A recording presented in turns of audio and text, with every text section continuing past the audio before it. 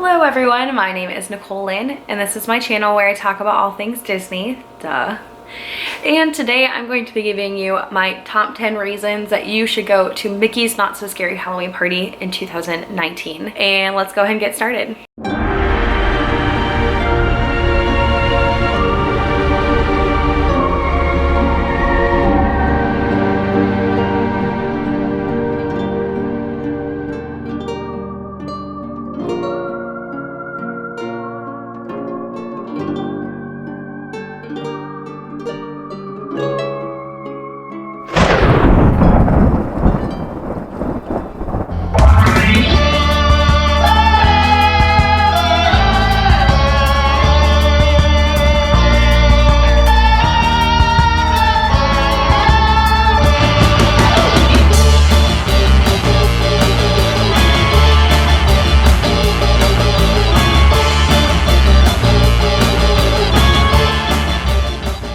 So I'm talking about if you're planning on coming to Disney for fall 2019 and you're thinking about doing a Halloween party, these are the reasons why you would consider it. But if you guys don't already know this, a ticket for Mickey's Not So Scary Halloween Party is a separate heart ticket event. So your general park admission does not get you into the party because Magic Kingdom on party days actually closes at 6 p.m. to regular guests. So if you don't have a party ticket, you will be asked to leave the park. So this is an extra cost to your vacation. So I'm just letting you know, informing you the reasons why it's worth going to, and you can make a decision, is this right for you, your family, or your group that's going in 2019.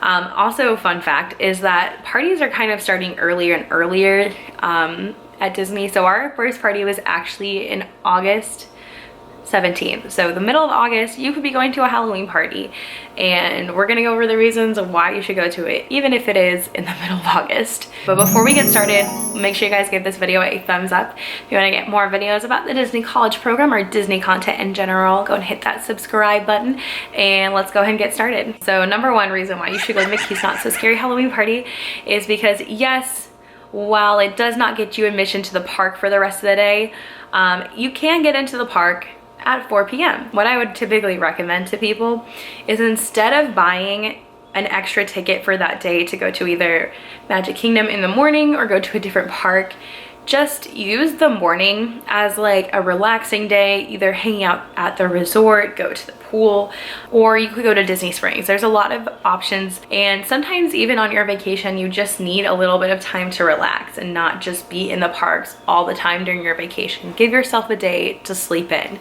And then if you want to get to Magic Kingdom and get the most out of your party ticket, show up at 4. Get some things in before the party actually starts at 7. Also, a fun thing is that Main Street stays open an hour later than the park closes. So for the party, everything else will close at midnight. However, you can be on Main Street till 1 o'clock in the morning because everything stays open there. The Emporium is still open, so you can shop. The confectionery, those are all still open, so you can eat food. You can take pictures in front of the castle. The last Hocus Pocus show is at midnight. There's plenty for you to do, so you can actually turn it into a 9-hour day if you want to. And even though the party itself is only 5 hours, you can stretch your day out and get more for your money. Reason number 2 to go to Mickey's Not So Scary Halloween Party is that you can wear a costume. And if you don't know this, typically only kids 12 and younger can wear costumes to Magic Kingdom or any Disney park. However, for the Halloween parties, they make an exception and anyone can wear a costume. So if you're really into dressing up, or you guys want to do, like, you want to dress as your favorite character and get a picture in front of the castle, I don't know, you want to do a family costume, you can do it at Mickey's Not So Scary Halloween Party, and you can't normally do it any other time of the year. So that's fun. Number 3 is that you can get cool party merchandise that's only available if you have a wristband.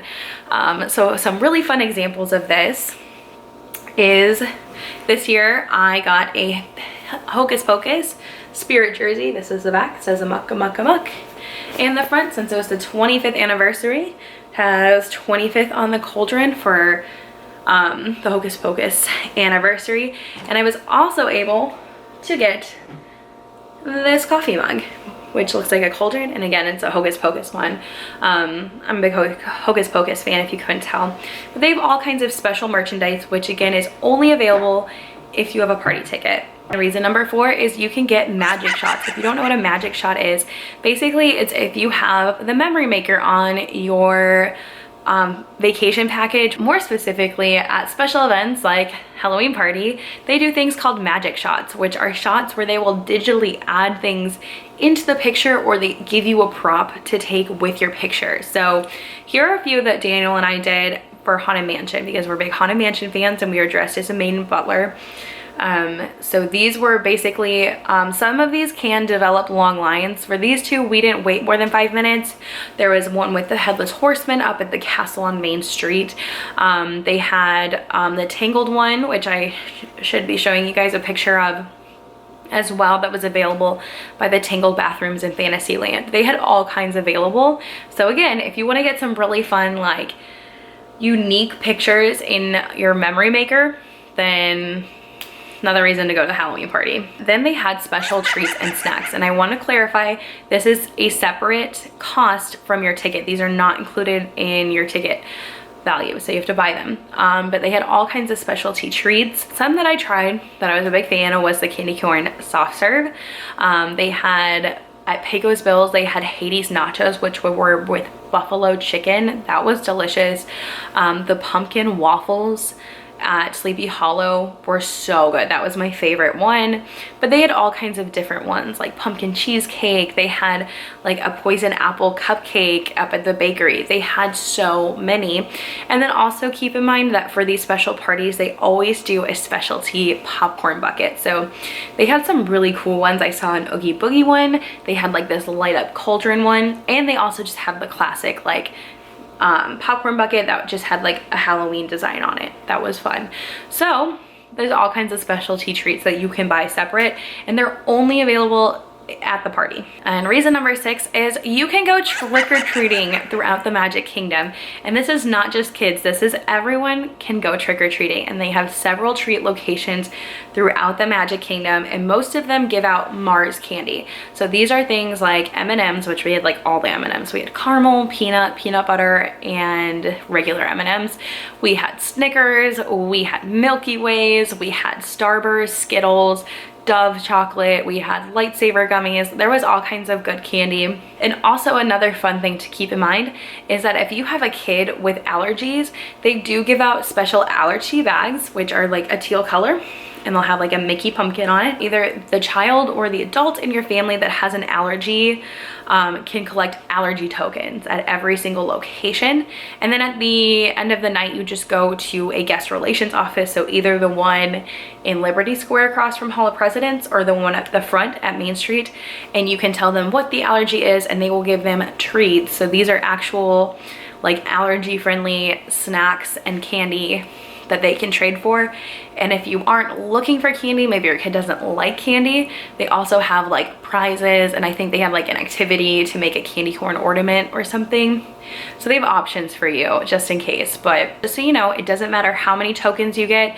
I'm pretty sure you don't even have to get tokens. You can just say you have an allergy, they will fill up a bag for you. Also a thing to keep in mind, it's probably better to go at the beginning of the night because apparently they run out of things. So maybe collect a few, but then probably around by 9 o'clock, I would recommend going, getting it out of the way so that you don't get there at the end of the night and they don't have a lot available. But that's just what I was told by coordinators. I don't really know for sure how much they run out of things. And another thing to keep in mind is that they're gonna give you a trick-or-treat bag. They can't say no.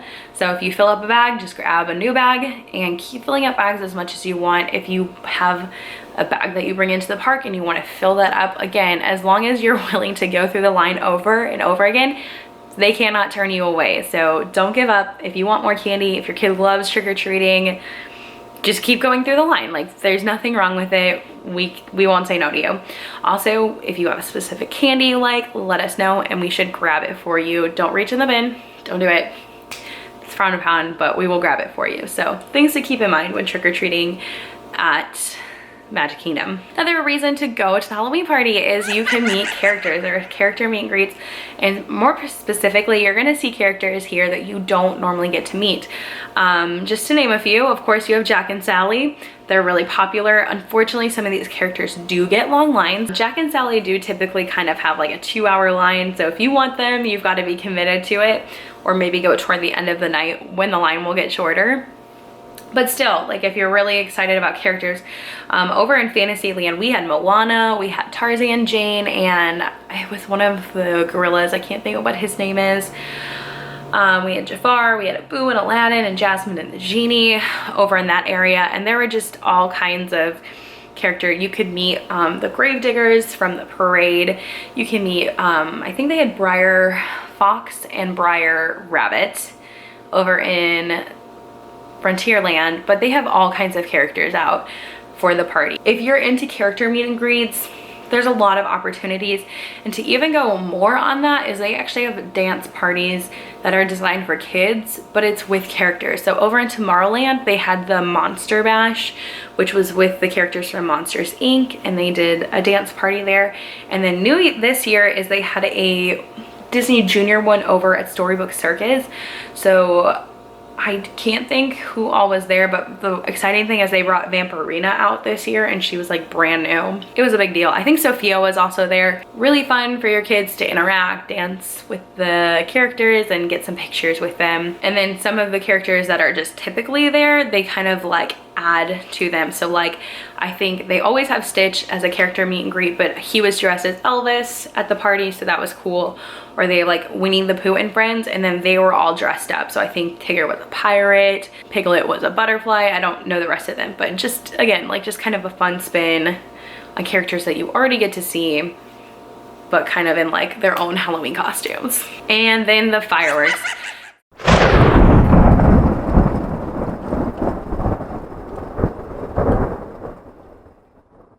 And then of course they have 2 parades every night. So we had one at 9:15 and 11:15, and this is the Boo to You parade.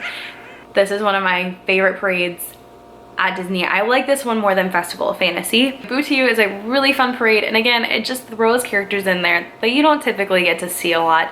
You do have a lot of your classic ones, don't get me wrong, but again, they're all kind of like dressed up for Halloween and in spooky costumes and fun stuff like that. But then they also throw in a lot of really cool, like they have a lot of dance groups. They have like Gravediggers with their shovels. They have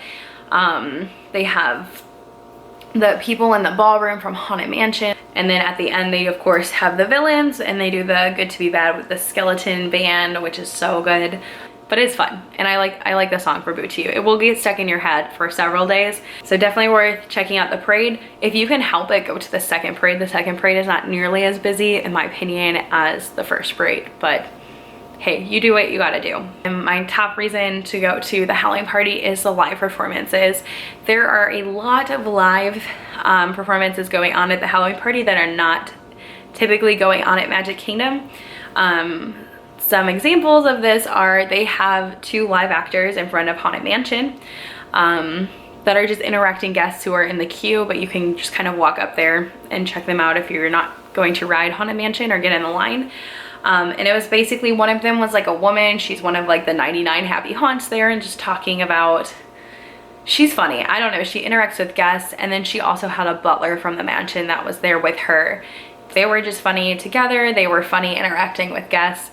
I stood there for a good 5 minutes. I would have stayed longer, but I had other things to do, but definitely worth checking that out.